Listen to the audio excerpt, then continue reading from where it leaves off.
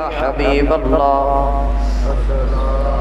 الصلاة والسلام علیک یا سیدی یا رحمت للعالمین وعلی آلک واصحابک یا سیدی یا خاتم النبیین مولاي صل وسلم دائما ابدا على حبيبك خير الخلق كلهم مولاي صل وسلم دائما ابدا على حبيبك خير الخلق كلهم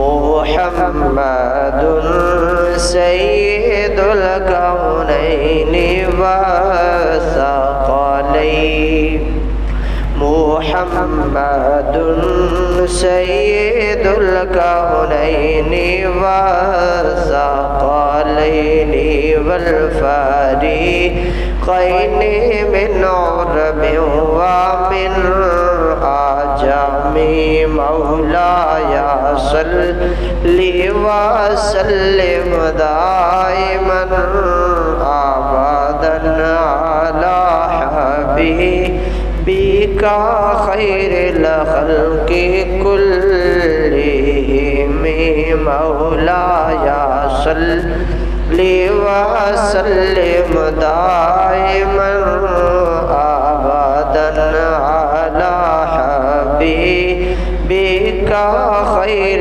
الخلق كلهم. اللہ تبارک و تعالیٰ کی حمد و ثنا کے بعد نبی کریم رؤوف الرحیم احمد مجتبیٰ حضرت محمد مصطفیٰ صلی اللہ علیہ وآلہ وصحبہ وسلم کی ذات اقدس پر درود و سلام کا نذرانہ پیش کرنے کے بعد اللہ وحدہ لا شریک کی ذات بابرکات کا بے پناہ شکر و احسان ہے، اس کی توفیق ہے، اس کا کرم و فضل ہے کہ اس نے ہمیں آج ایک مرتبہ پھر جمعۃ المبارک کی ان بابرکت عظیم اور فضیلت والی گھڑیوں کے اندر، ان عظیم لمحات کے اندر اپنے اس عظیم گھر خانہ خدا مسجد میں جمع ہونے کا موقع نصیب فرمایا ہے. دعا ہے اللہ رب العزت ہمارا آج یہاں پر آنا بیٹھنا ذکر و اذکار کا کرنا اور سننا اور انشاءاللہ نماز جمعۃ المبارک کا ادا کرنا، اس سب کو اپنی عظیم المرتبت بارگاہ کے اندر قبول فرمائے، اور آج کے ذکر خیر کو سن کر سنا کر ہم سب کو اس پر عمل پیرا ہونے کی بھی توفیق عطا فرمائے، اور آج کے ذکر خیر کو اللہ رب العزت ہم سب کے لیے قیامت والے دن ذریعہ نجات بنائے، آمین یا رب العالمین. آج کے جمعۃ المبارک پر ہم آج نماز کے حوالے سے گفتگو کریں گے کہ مومن کی جو نماز ہے اس کے اندر کیا چیزیں ہونی چاہیے اور کون سی چیزوں سے بچنا چاہیے. اپنے مخصوص وقت کے اندر انشاءاللہ اس پہ ہم جتنی بھی بات ہو سکی ہم اس پہ کریں گے، چونکہ میں نے پہلے بھی عرض کی تھی کہ نماز ایک ایسی چیز ہے، ایک ایسی نعمت ہے کہ اس نماز کے ذریعے بندہ اپنے رب کو یاد کرتا ہے، اس نماز کے ذریعے بندہ اپنے رب کے ہاں جھکتا ہے. اور میں ہمیشہ کہا کرتا ہوں کہ نماز تمام نیکیوں کی بنیاد ہے. نماز کیا ہے؟ تمام نیکیوں کی بنیاد. بنیاد کا مطلب سمجھتے ہیں جنوں اسی پنجابی دے اندر نی کہتے ہیں. کی کہتے ہیں؟ نی. یعنی ہم نے اگر مکان بنانا ہے، بلڈنگ بنانی ہے، کوئی بھی کام کرنا ہے تو اس کی نی جو ہے اس کو مضبوط رکھتے ہیں. اس لیے بنیاد کو مضبوط رکھتے ہیں، نی کو مضبوط رکھتے ہیں کہ اوپر چاہے جتنی بھی منزلیں بن جائے، جتنا کچھ بھی بن جائے تو یہ ڈولے نہیں، اس کو کوئی اثر نہ پڑے. اس لیے ہم بنیاد کو، نی کو بڑا مضبوط بناتے ہیں. تو میں اس لیے کہتا ہوں کہ نماز جو ہے وہ تمام نیکیوں کی کیا ہے؟ نی ہے، بنیاد ہے۔ اس لیے کہ نماز کے اندر بندہ جب اپنے رب کے ہاں آتا ہے تو اس نماز کے ذریعے، چونکہ بندہ جب نماز میں آتا ہے، جب ہاتھ اٹھاتا ہے نماز کے لیے، تو اس کا مطلب یہ ہوتا ہے مولا کہ میں تمام دنیا داری سے ہاتھ اٹھا رہا ہوں۔ کیا کر رہا ہوں؟ تمام دنیا داری سے ہاتھ اٹھا رہا ہوں اور تیری بارگاہ میں آ رہا ہوں، یعنی اب میں ہوں یا مولا تو ہے۔ یہ بندہ اقرار کرتا ہے نماز شروع کرنے سے پہلے۔ یہ اشارہ اس بات کا ہوتا ہے، اس کا جو فلسفہ ہے ہاتھ اٹھانے کا یہ ہے کہ بندہ اقرار کرتا ہے مولا یہ دنیا داری سے ہاتھ اٹھا کر اب تیری بارگاہ میں آ گیا، یعنی دنیا کے کام کاج پریشانیاں ساری میں پیچھے رکھ کر پھینک کر اب تیرے پاس آ گیا۔ تو اس کا فلسفہ یہ ہے۔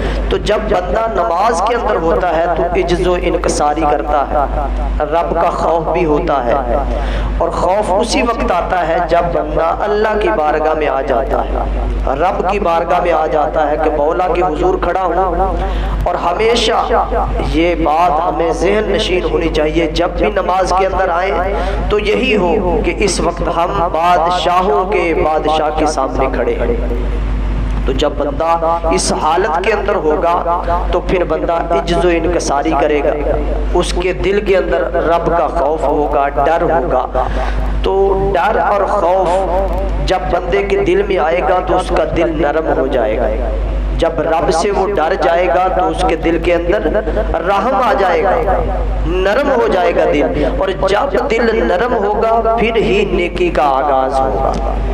جب دل نرم ہوگا پھر ہی نیکی کا آغاز ہوگا۔ کوئی بندہ یہ کہے نا آپ کو کہ یار میرا نماز پڑھنے کو دل نہیں کرتا، نیکی کا کام کرنے کو دل نہیں کرتا، تو اسے کہیں آپ نماز پڑھیں۔ کیا کریں؟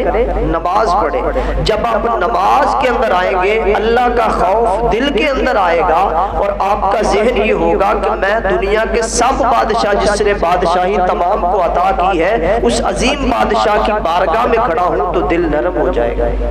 اور جب دل نرم ہوگا، دل کے اندر رحم آئے گا، تو پھر ہی ہم نیکی کر سکیں گے۔ حقوق العباد، معاشرے کے حقوق پھر ہی ادا کر سکیں گے جب دل نرم ہوگا۔ دل نرم نہیں ہوگا تو نیکی کا آغاز نہیں ہوگا۔ اس لیے میں کہتا ہوں نماز تمام نیکیوں کی بنیاد ہے، نی ہے۔ اگر ہم رب کے حضور جھک جائیں گے تو ہمارا دل پھر نرم ہوگا کہ میں نے بھی کسی کو جواب دینا ہے، میرا بھی کوئی مولا ہے، میرا بھی کوئی پروردگار ہے، میرا بھی کوئی خالق اور مالک ہے، میں نے اس کے حضور پیش ہونا ہے۔ اور جب دل نرم ہو جائے گا، دل کے اندر رحم آئے گا، تو پھر ہم لوگوں کے ساتھ نیکی کرنے کا آغاز کریں گے، تو پھر نیکی کا آغاز ہو جائے گا۔ تو پتہ چلا جو نماز ہے وہ نیکیوں کی بنیاد ہے۔ جب تک رب کے حضور جھکیں گے نہیں، اس کی بارگاہ میں آئے گی نہیں، دل نرم نہیں ہوگا، اور دل نرم نہیں ہوگا تو نیکی کا آغاز نہیں ہوگا۔ تو نماز نیکیوں کی بنیاد ہے، تمام نیکیوں کی بنیاد نماز ہے، یہاں سے نیکی کا آغاز ہوتا ہے۔ روایت کے اندر آتا ہے حضرت عمر فاروق رضی اللہ تعالیٰ عنہ اپنے دور خلافت کے اندر، چونکہ بہت ساری اسلامی ریاست پھیل چکی تھی، تو آپ خط لکھا گورنروں کو، اور ایک بات نصیحت کے طور پہ بیان فرمائی کہ گورنروں کو لکھا کہ میرے نزدیک تمہارے بہت سارے کام ہیں، تم نے ریاست کے امور فرائض سر انجام دینے ہیں، بہت سارے کام کرنے ہیں، فیصلے بھی کرنے ہیں، ملک کی حدود کو بھی دیکھنا ہے، بہت سارے معاملات سامنے آئیں گے، لیکن فرمایا کہ میرے نزدیک تمہارے سارے کاموں میں سے سب سے زیادہ اہمیت نماز کی ہے۔ کس کی اہمیت ہے؟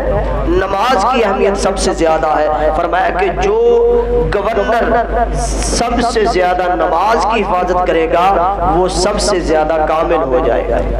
تو حضرت عمر فاروق رضی اللہ تعالیٰ عنہ اپنے گورنروں کو، اپنے ماتحتوں کو یہ حکم دیا کرتے تھے کہ نماز کو ہلکا نہ سمجھنا، یہ اگر آپ کے پاس ہے، اس کی آپ حفاظت کر رہے ہیں تو پھر آپ گورنری کر سکیں گے، پھر آپ حکومت کر سکیں گے، پھر آپ عہدے پر برا جمع رہ کر اچھے فیصلے عدل پر مبنی کر سکیں گے، پھر آپ نظام حکومت چلا سکیں گے۔ تو یہ حضرت عمر فاروق رضی اللہ تعالیٰ عنہ کا بیان ہے۔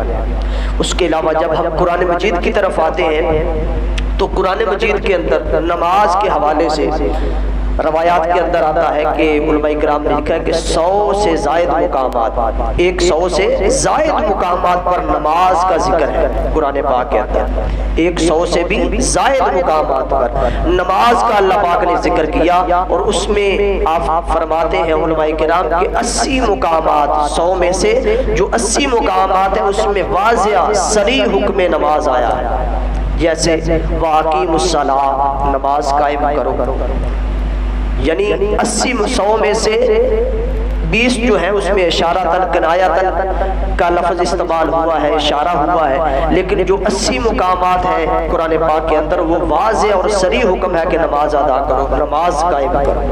اتنا زیادہ حکم دیا گیا۔ میں نے پھر وہی بات کروں گا کہ اتنا زیادہ حکم کیوں دیا گیا؟ اس لیے کہ نماز تمام نیکیوں کی بنیاد ہے۔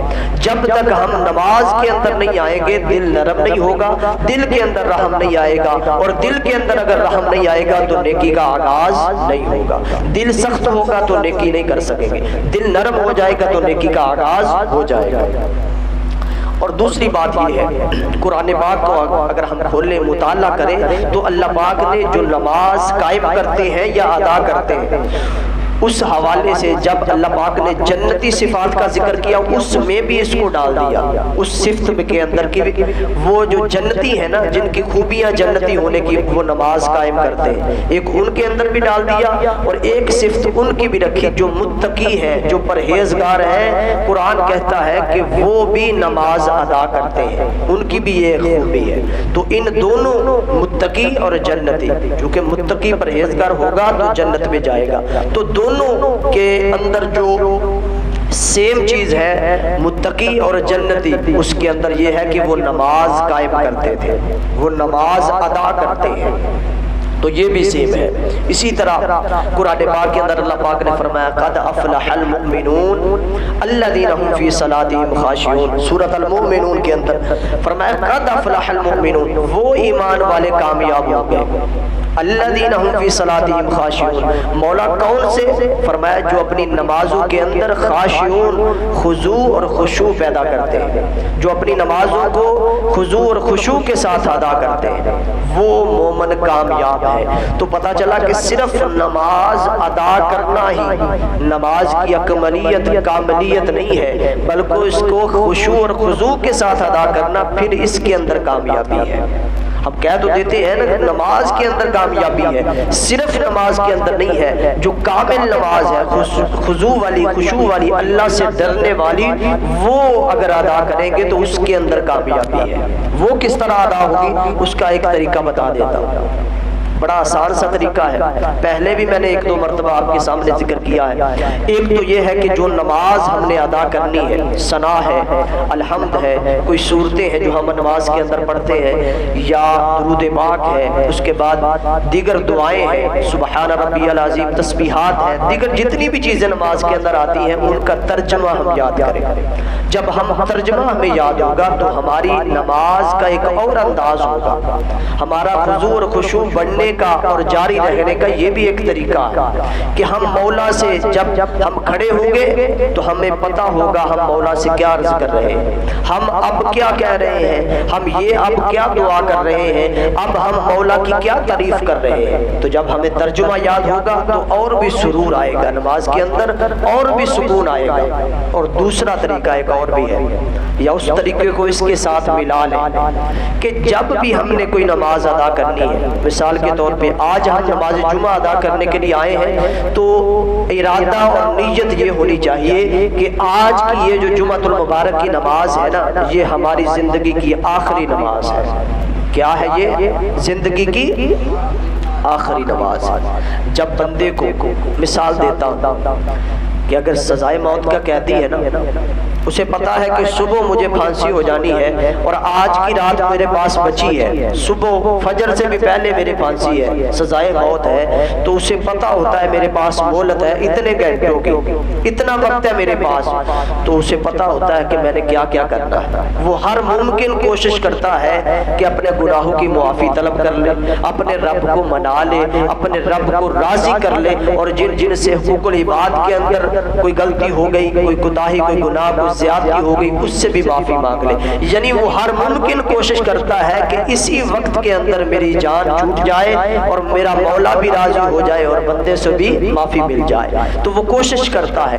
اسی لیے میں یہ عرض کرتا ہوں کہ جب بھی ہم نماز ادا کرتے ہیں تو نیت یہ ہونی چاہیے مولا یہ میری آخری نماز ہے. اور جب ہم اپنی آخری نماز سمجھیں گے تو ہم بڑے اچھے طریقے سے ادا کریں گے. بندے کو پتا ہے کہ یہ میری آخری نماز ہے تو کتنے اچھے طریقے سے ادا کرے گا. بندہ سوچ بھی نہیں سکتا, سوچے گم ہو جاتی ہیں خدا کی قسم. جب ہمیں یہ معلوم ہو کہ اگر لمحہ نہیں آئے گا یہی لمحات ہمارے پاس ہے تو ہم فل زور لگائیں گے, ہم فل بٹا فل مولا کو راضی کرنے کی کوشش کریں گے کہ کسی طریقے سے مولا مان جائے. تو جب ہم نماز ادا کریں تو نماز کو اس طریقے سے ادا کریں کہ مولا یہ میری آخری نماز ہے. تو جب ہم آخری سمجھ کر پڑھیں گے تو اس کے اندر خضوع بھی ہوگا, خشوع بھی ہوگا, پھر وہ کامیابی والی نماز بھی ہو جائے گی. یہ بہت ہی پیارا طریقہ ہے اور بہت ہی اچھا طریقہ ہے, اس کو کبھی نہ چھوڑیں. پھر اس کے بعد ہے کہ قرآن پاک کے اندر جگہ جگہ اللہ تبارک و تعالیٰ نے فرمایا وَأَقِیمُوا الصَّلَاةَ, اور میں نے عرض کیا کہ 100 سے زائد مقامات ہیں جہاں پر نماز کا ذکر ہے. تو یہاں پر نماز کو قائم کرنے کا اللہ پاک نے حکم دیا وَأَقِیمُوا الصَّلَاةَ, اور نماز قائم کرو. اور جہاں پر اللہ تبارک و تعالیٰ نے قائم کرنے کا حکم دیا اس کے اندر بھی معاشرے کے اندر دو معنی پائے جاتے ہیں. کچھ لوگ ایسے بھی ہیں جو کہتے ہیں کہ ہماری قائم ہی قائم ہے, ہم نے پڑھنی نہیں ہے. ہماری قائم ہی قائم ہے, ہم نے پڑھنی نہیں ہے, کیونکہ پڑھنے کا حکم ہی نہیں آیا, قائم کرنے کا آیا ہے. ہماری قائم ہے, ہماری قائم ہے. یہ بالکل سراسر غلط, ناجائز, غیر شرعی طریقہ ہے اور یہ عقیدہ ہے کہ نماز جو فرض ہے وہ تو چھوٹی سی مثال ہے, ہر بندہ سمجھ جاتا ہے کہ نبی کریم علیہ السلام جیسی ہستی اس کائنات میں نہ آئی ہے نہ آنی ہے. یہ سب کا عقیدہ ہے نہ نبی کریم علیہ السلام جیسی ہستی دنیا کے اندر آئی ہے نہ آگے آنی ہے, خاتم النبیین ہے. تو جب نبی کریم علیہ السلام اتنی عظیم ہستی ہو کر, اتنے رب کے محبوب ہو کر, انبیاء کے امام ہو کر, آپ کو نماز کی معافی نہیں ہے, آپ نے نماز ادا کی ہے اور نماز پنجگانہ کے علاوہ بھی نماز کو ترجیح دی ہے, تو آج کا کوئی بندہ کھڑا ہو کر کیسے کہہ سکتا ہے کہ نماز مجھ پر نہیں ہے, صرف قائم کرنی ہے اور میری قائم پڑھتا نہیں ہے. تو یہ طریقہ, یہ عقیدہ سراسر غلط ہے, ناجائز ہے, نبی کریم علیہ السلام کی شریعت سے ٹکرا رہا ہے. جس سنت پہ نبی کریم علیہ السلام نے عمل کیا ہے وہ ہمارے لیے حجت ہے, ہمارے لیے لازم و ملزوم ہے, ہم اس کا انکار نہیں کر سکتے. تو اس لیے نبی کریم علیہ السلام, اور اگر کوئی یہ پوچھے کہ پڑھنے کا حکم کہاں پہ آیا ہے تو پڑھنے کا حکم بھی ہے, اگر بندے نے پڑھنی ہو تو پڑھنے کا حکم بھی مل جاتا. سورہ کوثر ہے 3ویں پارے کے اندر, چھوٹی سی سورت, اس میں اللہ پاک نے فرمایا فَصَلِّ لِرَبِّكَ وَانْحَرْ, فصلی فرمایا اپنے رب کی, لی ربی کا نماز پڑھیے, ونحر اور قربانی کیجیے. پڑھنے کا حکم بھی آ گیا, فصلی کا معنی پڑھنا ہے تو پڑھنے کا حکم بھی آ گیا. اگر اب بھی کسی کو ڈاؤٹ ہو تو وہ اس کی نیت کی خرابی ہوگی, اس کے عقیدے کی خرابی ہوگی. قرآن نے پڑھنے کا حکم بھی دیا ہے وَأَقِیمُوا الصَّلَاةَ, اور قائم کرنے کا حکم بھی دیا ہے. اب یہ سوال پیدا ہوتا ہے کہ پڑھنا کیا ہے اور قائم کرنا کیا ہے, اس پہ بھی بات کرتا ہوں, یہ بھی بڑی ضروری ہے. سب سے پہلے نماز جو ہے نا, نماز اس کے کچھ ظاہری اور کچھ باطنی حقوق ہیں, اس کو ہم نے ادا کرنا ہے. جب ہم یہ دونوں ادا کریں گے تو پھر پڑھی بھی جائے گی اور قائم بھی ہو جائے گی. آسان لفظوں کے اندر آپ کو سمجھا رہا ہوں کہ کچھ ظاہری حقوق ہیں نماز کے اور کچھ باطنی حقوق ہیں. ظاہری حقوق سے مراد یہ ہے کہ طہارت اچھی ہو, طہارت سے مراد جگہ بھی, کپڑے بھی, بدن بھی, ساری چیزیں اس کے اندر آ گئی. یعنی جس کے ساتھ آپ نے نماز ادا کرنی ہے وہ طہارت والی ہو, پاکیزگی والی ہو, صاف ہو, اور اس کے بعد آپ کی قرات اچھی ہو, آپ کے ارکان نماز اچھے طریقے سے آپ ادا کرتے ہیں, یعنی رکوع و سجود اچھے طریقے سے ادا کرتے ہیں. یعنی یہ ظاہری طور پر جتنی چیزیں اس کو اچھے طریقے سے ادا کریں. اور ہمارے ہاں غلطی ہے کیا کرتے ہیں ہم؟ کچھ کی طہارت ٹھیک نہیں ہے اور کچھ کی قرات ٹھیک نہیں ہے۔ میں ہمیشہ یہ کہا کرتا ہوں، اور میں فرقوں کے اندر نہیں پڑھتا، میں بڑی سیدھی سی بات کیا کرتا ہوں، ایک تو طہارت کو اچھا کریں، اور دوسرا طہارت کے اندر صفائی آ جاتی ہے۔ یہ نہ ہو کہ آپ کے بدن سے اتنا پسینہ آ رہا ہو کہ ساتھ کھڑا ہونے والا نمازی سے کھڑا نہ ہو جائے۔ خوشبو کا استعمال کریں۔ خوشبو نبی کریم علیہ السلام نے سنت قرار دیا، فرمایا دنیا کے اندر 3 چیزیں مجھے بہت محبوب ہیں، مجھے بڑی پیاری ہے۔ نبی کریم صلی اللہ علیہ وسلم نے فرمایا نمبر 1 خوشبو، نمبر 2 نیک بیوی یا عورت، اور تیسری چیز فرمایا نماز میری آنکھوں کی ٹھنڈک ہے۔ یہ 3 چیزیں فرمایا دنیا کے اندر مجھے بڑی محبوب ہے۔ تو جب خوشبو کا بھی ذکر آ گیا تو خوشبو بندے کے لگانے کے لیے ہے، اس سے پاکیزگی کے ساتھ ساتھ بندے کی شخصیت میں نکھار آتا ہے، اور ساتھ کھڑے ہونے والا نمازی یا جس جگہ جس محفل میں گھر کے اندر جہاں بھی بیٹھتے ہیں وہ اچھا محسوس کرتا ہے۔ جب آپ نے جماعت کے اندر کھڑے ہونا ہے تو یہ آپ کو پتہ ہونا چاہیے میرے کپڑوں سے بدبو تو نہیں آ رہی، تو یہ بھی طہارت کے اندر شامل ہے۔ اور دوسری بات قرات کے حوالے سے میں بیان کرتا ہوں کہ میں نے فرقہ وارانہ بات نہیں کر رہا، بلکہ آپ کو بتا رہا ہوں کہ قرات نمازوں کے جتنے بھی طریقے آپ استعمال کریں آپ کو نماز اچھے طریقے سے پڑھنی آتی ہے، یعنی آپ کی قرات اچھی ہو، آپ کے الفاظ کی ادائیگی اچھی ہو، پھر ہماری نماز قد افلح المؤمنون والی ہو جائے گی، وہ نماز ہو جائے گی جو کامیابی والی نماز ہے۔ مثال کے طور پر طہارت بھی ہو گئی، اور دوسری بات قرات کے حوالے سے کہ الفاظ کی ادائیگی اچھی ہو، جس لفظ کو لمبا کرنا ہے اس کو لمبا کریں، جس کو نہیں لمبا کرنا اس کو ایسے ہی نہ کھینچتے رہیں، اور دوسرا مخارج جو ہے وہ سیکھیں کہ ہا بھی ہے اور ہا بھی ہے، قاف بھی ہے اور کاف بھی ہے، یعنی الفاظ جو ہے جیسے 2 کاف آتے ہیں، ایک پہ 2 نقطے ہیں اور ایک ڈنڈے والا کاف ہے، دونوں کو ہی ہم کل پڑھتے ہیں، کاپیشلا کل، لیکن اس کا جب ہم معانی دیکھتے ہیں تو معانی کچھ کا کچھ ہو جاتا ہے، اس لیے کہ ایک لفظ کل ہے، یعنی موٹا کاف ہے جو 2 نقطوں والا ہے اس کو کل کہتے ہیں، اور جو ڈنڈے والا کاف ہے اس کو بریک پڑھتے ہیں۔ اور اگر دونوں کو ہم ایک جیسا پڑھیں گے تو ترجمے کے اندر بہت سارا حرج ہو جائے گا، ترجمے کے اندر غلطی ہو جائے گی، اس لیے ان چیزوں پہ ہم نے لازمی غور کرنا ہے، اور اگر ہم چاہتے ہیں ہماری نمازیں اچھی ہوں تو ہم نے اپنی قرات کو بھی ٹھیک کرنا ہے۔ یہ ظاہری حقوق ہے نماز کے جس کی طرف ہم توجہ نہیں کرتے، اور اس کے ساتھ ساتھ ظاہری حقوق میں رکوع و سجود بھی آ جاتے ہیں۔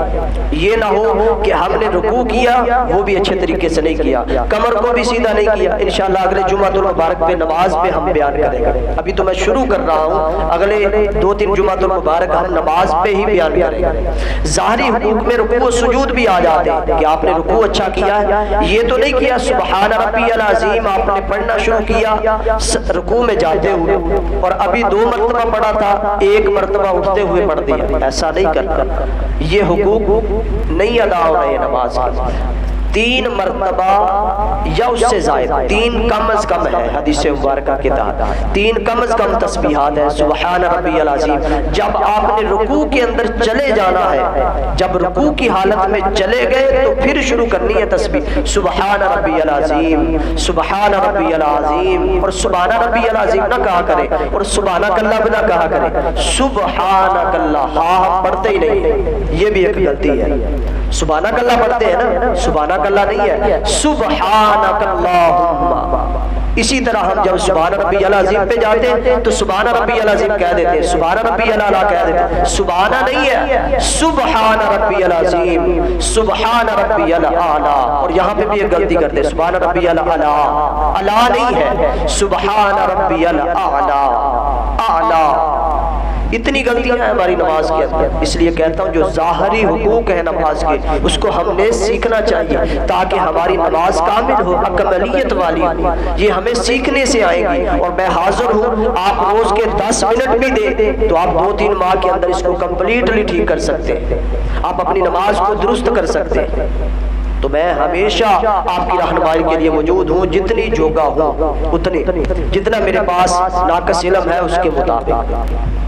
تو رکوع اور سجود بھی اسی طریقے سے کرنا ہے. اور کئی مرتبہ ایسا بھی ہوتا ہے, کیونکہ یہ غلطیاں بتا رہا ہوں آپ کو, کہ امام کے ہمارے نزدیک اگر رکوع کے اندر بھی ساتھ شریک ہو جائے تو ہماری رکعت مکمل ہو جاتی ہے. وہ کئی احباب کیا کرتے ہیں, امام اٹھ رہا ہوتا ہے رکوع سے اور بندہ رکوع کے اندر جا رہا ہوتا ہے, یعنی وہ رکوع کے اندر امام کو پاتا نہیں ہے, یعنی رکوع کی حالت کے اندر مقتدی نے نہیں امام کو پایا, امام اٹھ رہا تھا اور مقتدی اس میں شامل ہو رہا تھا رکوع کے اندر, تو اس طرح رکعت نہیں ہوتی. بندے ذہن کے اندر ہی سمجھ لیتے ہیں کہ میں نے رکوع کر لیا. ارے بھائی ذہن کے اندر نہیں سمجھنا, آپ نے ظاہری صورتحال کو دیکھنا ہے کہ امام نے جب سمیع اللہ لمن حمیدہ کہہ دیا تو وہ کہنے سے بھی پہلے کھڑا ہونا شروع ہو گیا تھا. لفظ سمیع جب اس نے کہا تو اس سے پہلے وہ کھڑا ہونا شروع ہو گیا تھا, اس لیے آپ امام کے ساتھ ملے ہی نہیں, اس لیے آپ نے اپنی رکعت کو ضائع کر لیا اور پھر بعد کے اندر بھی نہیں پڑھی, اس لیے کہ ذہن کے اندر یہ تھا کہ میں نے رکعت کو پا لیا. رکعت اس وقت آپ کی مکمل ہوگی جب آپ نے تسبیحات کی رکوع کی حالت کے اندر امام کے ساتھ امام کو پا لیا, پھر آپ کی وہ رکعت مکمل ہوگی. یہ نہ ہو کہ امام اٹھ گیا نہیں, اٹھ رہا ہو پھر بھی آپ شامل ہو رہے ہیں تو رکعت شمار نہیں ہوگی. یہ بھی آپ نے غلطی کرتے ہیں. اور کئی تو یہ سمجھتے ہیں کہ اگر ہم نے 2 سجدوں کے اندر امام کو پا لیا تو ہماری رکعت ہو جائے گی. یہ بھی بالکل غلط ہے. رکوع کے اندر جب ہم شامل ہو گئے, رکوع کے اندر امام کو پا لیا تو پھر ہماری رکعت ہے. اور کئی کیا کرتے ہیں کہ ادھر جماعت ہو رہی ہوتی ہے اور ادھر ہم سنتیں شروع کر دیتے ہیں. سنتیں بڑا اجر ہے, سنتوں کا بڑا مقام ہے, لیکن فرض پہلے ہے اور سنتیں بعد کے اندر ہے. اس کی تفصیل بھی انشاءاللہ نیکسٹ یا اس سے اگلے جمعۃ المبارک میں ادا کریں گے. تو یہ ظاہری حقوق میں نے 2-4 آپ کے سامنے عرض کیے ہیں. اب ہم 2-3 باتیں باطنی حقوق پہ بھی کر دیتے ہیں. نماز کے باطنی حقوق کیا ہے؟ باطنی حقوق جو میں نے پہلے عرض کی کہ جب اللہ کی بارگاہ میں آ جائیں تو جب ہم ہاتھ اٹھاتے ہیں نا, اس ہاتھ اٹھانے کا مطلب یہ ہوتا ہے کہ مولا ہم نے دنیا سے ہاتھ اٹھا دیے, دنیا کے کاموں سے ہاتھ اٹھا کر تیری بارگاہ کے اندر آ گئے. اب ہم نے ادھر ہی متوجہ رہنا ہے, اب ادھر ہی جز و انکساری کے ساتھ کھڑے رہنا ہے, جھک جانا ہے تیری بارگاہ کے اندر. یعنی دنیا داری کو سائیڈ پر کر کے بندہ ہوتا ہے یا بندہ کا مولا ہوتا ہے. یہ باتیں ہو رہی ہیں راز و نیاز کی, مولا کی اپنے بندے کے ساتھ اور بندے کی اپنے مولا کے ساتھ. اور جب ہم نماز ادا کر لیں اس طریقے سے ساتھ حضور خشوع کے ساتھ توجہ کے ساتھ نماز ادا کرنے کے بعد جب ہم مسجد سے باہر قدم رکھتے ہیں تو پھر ہم نے معاشرے کے حقوق کو بھی ادا کرنا ہے. ہم نے اپنے بھائی کا حق نہیں ماننا, اپنے بیٹی کا حق نہیں ماننا, اپنی بہن کو حصہ دینا ہے. ہم نے اپنے بھائی پر ظلم نہیں کرنا, کسی یتیم کا حق نہیں کھانا, کسی بیوہ پہ ظلم نہیں کرنا, الغرض کہ کسی کے دروازے کے اگر کوڑا بھی نہیں پھینکنا کہ یہاں سے ہونچ کے اکٹھا کر کے دوسرے کے دروازے پہ کر دیا. یہ نماز قائم کرنے والی بات نہیں ہے. نماز قائم اس وقت ہوگی اور نماز کے باطنی حقوق بھی اس وقت ادا ہوں گے جب ہم مسجد سے جب باہر نکلیں گے ہمارا ڈر اور خوف وہی ہو جو مسجد کے اندر نماز کے اندر تھا. پھر باطنی حقوق بھی ادا ہو جائیں گے, پھر نماز قائم ہوگی. نماز قائم بھی اس وقت ہوتی ہے جب ہم معاشرے کے حقوق ادا کرتے ہیں کہ مولا کے سامنے تو بڑا عجز و انکساری کے ساتھ ہم کھڑے تھے اور ہر بات مان رہے تھے, مولا کو منا رہے تھے, لیکن جب باہر نکلے تو ہم سب اکڑ کر چلنے لگے. ہر غرور و تکبر آ گیا, حقوق کھانے لگے, ظلم کرنے لگے, تھپڑ مارنے لگے, ہر ایک کا حق کھانے لگے. یہ نماز قائم کرنا نہیں ہے. نماز تو بے حیائی اور برے کاموں سے روکتی ہے اور جب روکے گی تو پھر ہی نماز قائم ہو سکے گی. اگر ہم نے نماز پڑھ کر بھی برے کام ہی کیے تو ہماری نماز قائم نہیں ہوگی. ہماری نماز نے ہماری حفاظت نہیں کی یا ہم نے اپنی نماز کی حفاظت نہیں کی. اس لیے جب معاشرے کے اندر نکلیں گے حقوق ادا کریں گے تو پھر نماز کے باطنی حقوق بھی ادا ہوں گے اور نماز پھر قائم بھی ہو جائے گی اور پھر وہ بندہ ایمان والا ہو جاتا ہے. پھر اس کی نماز کامل ہو جاتی ہے, پھر اس کی نماز اسے فائدہ دے گی. پھر وہ نماز آپ کو وہ قد افلح المؤمنون کامیابی والی نماز ٹھہرائے گی, پھر کامیابی والی نماز ہے. اس لیے ایک اور بھی اس کا رخ ہے, صرف وہ بیان کر کے ختم کرتے ہیں. کہ اللہ تبارک و تعالیٰ نے نمازی کے لیے یہاں پر بہت ساری فضیلتیں بھی بیان کی ہیں. جس طرح روایت کے اندر آتا ہے نبی کریم علیہ السلام نے فرمایا، صحابہ کرام بیٹھے تھے، صحابہ یہ بتاؤ کہ اگر تمہارے گھر کے سامنے سے نہر گزرتی ہے اور تم اس میں دن رات کے اندر 5 مرتبہ نہاؤ تو کیا تم پر کوئی میل باقی رہے گی؟ صحابہ کرام نے عرض کی یا رسول اللہ 5 مرتبہ نہانے سے میل نہیں رہے گی، 5 مرتبہ نہانے سے کوئی میل جسم پر نہیں رہے گی. فرمایا نماز بھی اسی طرح ہے، اگر تم 5 مرتبہ اللہ کے حضور جھک کر حضور و خشوع کے ساتھ اچھے طریقے سے اکملیت سے نماز ادا کرو گے تو فرمایا کہ پھر تم میں جو گناہ کیے ہیں، جس طرح جسم پر میل باقی نہیں رہے گی، 5 نمازیں ادا کرنے سے تم پر کوئی گناہ نہیں رہے گا. تو یہ فضیلت ہے. لیکن ایک اور کمی ہے جس کی طرف اشارہ کر رہا ہوں. میں آپ کو بیان کرنے کا مقصد یہ ہے کہ ہماری نماز درست ہو جائے. یہ نہیں کہ آپ کی نماز سے کیڑے لگا رہا ہوں، وہ عیب زدہ کر رہا ہوں، نہیں. میرے بیان کرنے کا مقصد یہ ہے جو کمیاں ہیں آپ کی وہ دور ہو جائیں، تاکہ آپ کتنا ٹائم نکال کر وضو کر کے غسل کر کے سردیوں کے اندر بھی ٹھٹرتے ہوئے پانی کے اندر، ٹھنڈے پانی کے اندر، گرمیوں میں بھی دھوپ کے اندر اتنی تگ و دو کر کے نماز ادا کرتے ہیں، ٹائم نکالتے ہیں، تو آپ کو کوئی فائدہ ہو. مجھے آپ کا درد ہے. یہ نہیں کہ میں آپ سے کیڑے نکالوں یا آپ کو بتا رہا ہوں کہ آپ میں فلاں عیب ہے، آپ میں فلاں غلطی ہے، یہ نہیں کہہ رہا. میں کہہ رہا ہوں کہ جو عیب آپ کے اندر ہو وہ نکل جائے نماز کے حوالے سے، جو غلطی ہو وہ نکل جائے اصلاح کے طور پہ. تو ایک اور بھی ہے، فرمایا فویل للمصلین، کچھ نمازیوں کے لیے خرابی بھی ہے. وہ نمازی کیا ہے؟ اللہ پاک نے اگلی آیت میں فرمایا الذین هم یراءون، جو دکھاوا کرتے ہیں. ان نمازیوں کے لیے کیا ہے؟ خرابی ہے، بربادی ہے، ہلاکت ہے. دکھاوا کس کے اندر کرتے ہیں؟ نماز کے اندر. حدیث مبارکہ سنیے ابن ماجہ کے اندر حضرت ابو سعید الخدری رضی اللہ تعالیٰ عنہ فرماتے ہیں ہم لوگ مسیح دجال کا ذکر کر رہے تھے، آپس کے اندر بیٹھے تھے صحابہ کرام، مسیح دجال پہ باتیں ہو رہی تھی، گفتگو ہو رہی تھی ان کے حوالے سے. فرمایا اتنے میں حضور علیہ السلام تشریف لے آئے.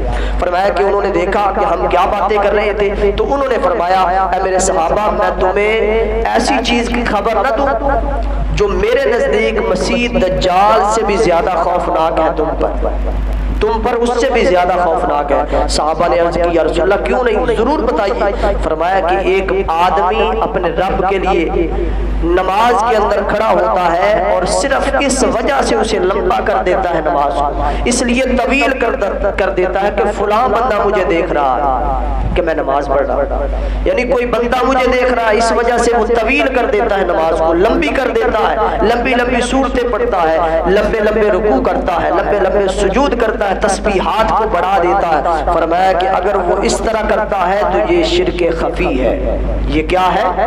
یہ شرک خفی ہے. اور فرمایا کہ یہ بدترین چوری جو ہے نا، چوریاں بہت ساری ہیں سرکار نے فرمایا، لیکن بدترین چوری نماز کی چوری ہے. بدترین چوری نماز کی چوری ہے. تو پتہ چلا اس حدیث مبارکہ سے کہ صرف نماز ادا کرنے سے ثواب ہی نہیں ملتا بلکہ گناہ بھی ملتا ہے. اگر اس کے اندر ریا آ جائے، دکھلاوا آ جائے تو وہ ہمارے لیے وبال بھی بن سکتی ہے. اس طرح کبھی نماز ادا نہ کرے کہ فلاں بندہ دیکھ رہا ہے تو اس کو طویل کر دیا، لمبا کر دیا. وہ ایک حدیث مبارکہ میں حضرت معاذ بن جبل رضی اللہ تعالیٰ عنہ آپ فرماتے ہیں، بلکہ ابن عمر حضرت عمر فاروق رضی اللہ تعالیٰ عنہ آپ اپنے گھر سے نکلے تو دیکھا کہ حضرت معاذ بن جبل نبی کریم علیہ السلام کی قبر انور پر بیٹھے رو رہے تھے زاروں کے ساتھ. انہوں نے پوچھا معاذ کیوں روتے ہو؟ فرمایا کہ حضور کی ایک بات یاد آ گئی. فرمایا معاذ کون سی بات؟ ہمیں بھی بتاؤ. فرمایا حضور نے فرمایا تھا معاذ چھوٹی سی ریا بھی، ہلکی سی ریا بھی، دکھلاوا بھی شرک ہے. چھوٹا سا دکھلاوا بھی، ہلکا سا دکھلاوا بھی کیا ہے؟ شرک ہے. ہم سمجھتے ہیں اللہ کے ہاں کسی کو عبادت کے اندر شریک ٹھہرانا نہیں صرف شرک ہے، اس کی ذات اور صفات کے اندر وہی صفات کسی کے اندر ڈال دینا یا سمجھ لینا یہی شرک ہے. نہیں، جو ریا ہے، دکھلاوا ہے، یہ بھی شرک ہے. اس لیے اس سے بچیں. اگر ہم اپنی نمازوں کو کاملیت کے ساتھ ادا کرنے چاہتے ہیں، ہم چاہتے ہیں کہ وہ اکمل ہو، پایا تکمیل کو پہنچے، ہمیں فائدہ دے، تو پھر ریا ریا سے بچے، دکھلاوا نہ کرے، جب بھی نماز ادا کرے تو اچھے طریقے سے ادا کرے، چاہے کوئی دیکھ رہا ہو یا نہ دیکھ رہا ہو، دونوں طریقے کے اندر۔ حدیث مبارکہ کے اندر آتا ہے، نبی کریم علیہ الصلوۃ والسلام نے فرمایا جو بندہ اس لیے نمازوں کو طویل کرتا ہے کہ بندہ کوئی دیکھ رہا ہے، فرمایا کہ وہ اپنے رب سے رب کی توہین کرتا ہے، اس کا مذاق اڑا رہا ہے، یعنی بندوں کے سامنے تو اچھے طریقے سے ادا کرتا ہے کہ بندے مجھے دیکھ رہے ہیں، اور جب تنہائی کے اندر جاتا ہے تو بڑی جلدی سے رکوع سجود کرتا ہے، بڑی جلدی سے نماز ادا کرتا ہے، فرمایا یہ اپنے رب سے مذاق کرتا ہے، اپنے رب کا مذاق اڑا رہا ہے، رب کی توہین کر رہا ہے۔ ارے بندے کو تو نے رب سے زیادہ اچھا سمجھا کہ اس کے سامنے اچھے طریقے سے ادا کرتا ہے، اور جب تنہائی کے اندر جاتا ہے صرف رب دیکھ رہا ہوتا ہے تو پھر جلدی ادا کرتا ہے، فرمایا وہ رب کی توہین کر رہا ہے۔ تو ایک رخ یہ بھی ہے، اس لیے ان غلطیوں سے ہمیں مبرہ ہونا ضروری ہے، یہ غلطیاں ہم میں نہیں ہونی چاہیے۔ اس لیے وقت اپنے اختتام کو پہنچ گیا ہے، باتیں تو بہت ساری کرنے والی تھی،